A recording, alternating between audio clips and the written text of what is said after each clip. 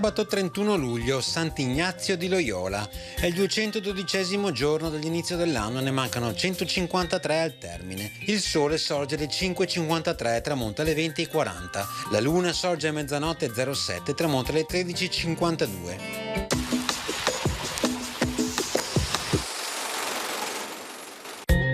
Al nobile Giorgio Querini viene proibito l'uso dello stemma di famiglia, vietato dal 1310 a causa della famosa congiura compiuta dai suoi antenati assieme a Baiamonte e Tiepolo.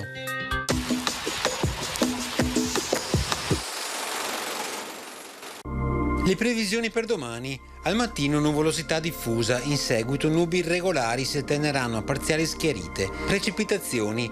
Nella notte fino a parte della mattinata probabilità alta di precipitazioni diffuse anche a carattere di rovescio o temporale. In seguito tendenza a diradamento ed esaurimento dei fenomeni in pianura che potranno risultare assenti o al più locali nel corso della giornata. Sulle zone montane la probabilità di precipitazioni sparse sarà medio-alta fino a buona parte del pomeriggio.